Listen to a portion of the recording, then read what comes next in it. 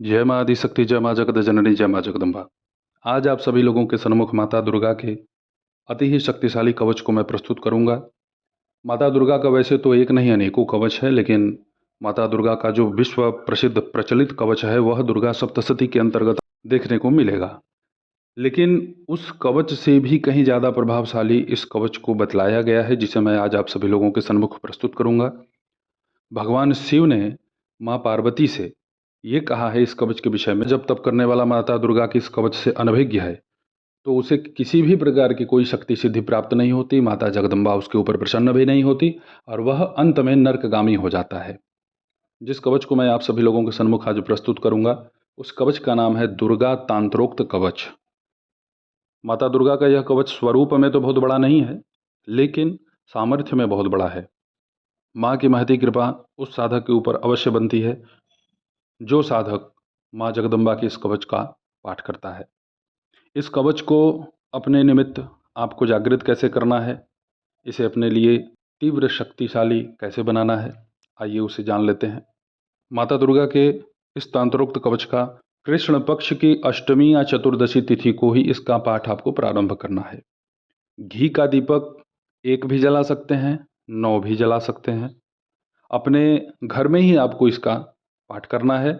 माता को कोई भी मौसमी फल आप भोग लगा सकते हैं, मीठा भोग लगा सकते हैं। इतना ध्यान रखिएगा, माता को हम कैसे भोग लगाते हैं, जैसे हम खाते हैं वैसे ही माता को हमें भोग लगाना है। ऐसा नहीं कि अनार लिया तो बिना छीले ही वहाँ रख दिए, केला लिया तो केला भी बस वहाँ बिना छीले रख दिए। माता छील के खाएगी क्या? यदि हमें खाना हो तो हम कैसे खाएंगे? सीधे रख देंगे थाली में, उसे हम उठा के खाएंगे? छील के ही खाएंगे ना। आप जितनी श्रद्धा निष्ठा से भोग लगाएंगे उतना आपका मन और प्रसन्न होगा। और जो भी आपके द्वारा ये भोग लगाने की प्रक्रिया है ना, ये अगर आप अच्छे से करते हैं तो आपका मन और आपकी पूजा पाठ में लगेगा।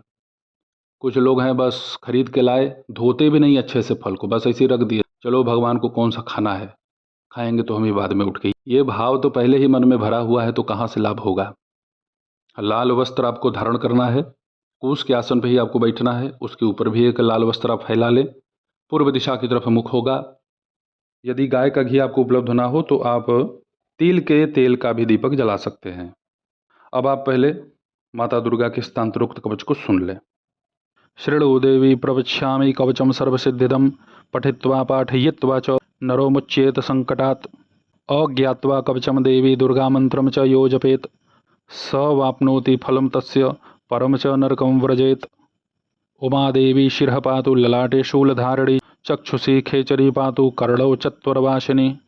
सुगंधानासिके पातु वदनं सर्वधारिणी जिह्वां च चंडिका देवी ग्रीवां सौभद्रिका तथा। अशोकवासिनी चेतो द्वौ बाहु वज्रधारिणी हृदयं ललिता देवी उदरं सिंहवाहिनी।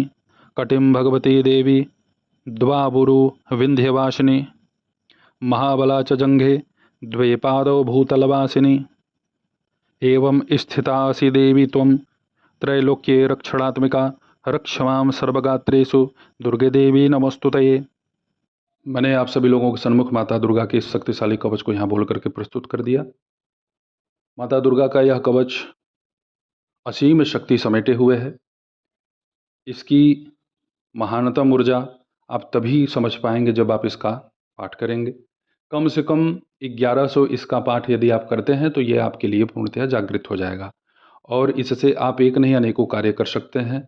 किसी भी जगह किसी भी स्थान पे आप सुरक्षा प्राप्त कर सकते हैं। शरीर का, घर का, पूरे परिवार का इस कवच से आप रक्षा कर लेंगे। कभी समय मिला तो आपको माता दुर्गा के कवच जो सप्तशती में वर्णित है उसके सिद्धि का विधान बतलाऊंगा, उसके पूर्ण जागृति का आपको विधान बतलाऊंगा। जो कवच माता जगदम्बा दुर्गा का है, जितना भी है, सब प्रभावशाली है, सभी शक्तिशाली है। और इस कवच की विशेषता यह है कि भाई इसका जो स्वरूप है, जो आकार है, वह छोटा है। इसकी आवृत्ति आप कई बार कर सकते हैं, 21 पाठ, 51 पाठ, 100 पाठ भी कर सकते हैं, क्योंकि बहुत बड़ा कवच नहीं है।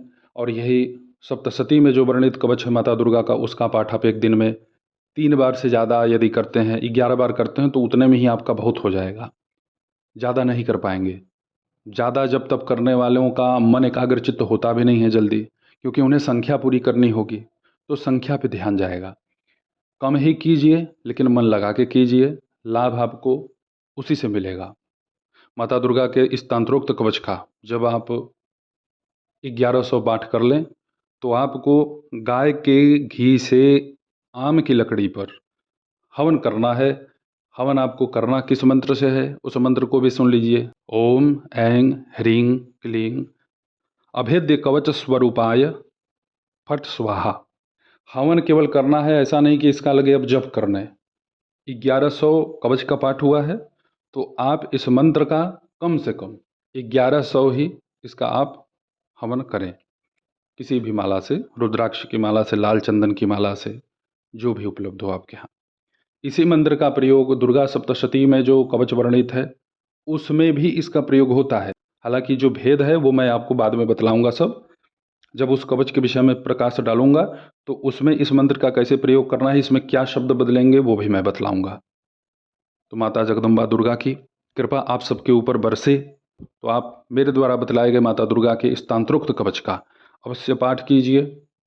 डिस्क्रिप्शन में इस कवच को मैं उपलब्ध करा दूंगा। ऐसे ही आप सभी लोगों की सेवा में मैं उपस्थित होता रहूंगा दिव्य विषयों के साथ। तब तक आप सभी अपना ध्यान रखें, सुखी रहें, स्वस्थ रहें।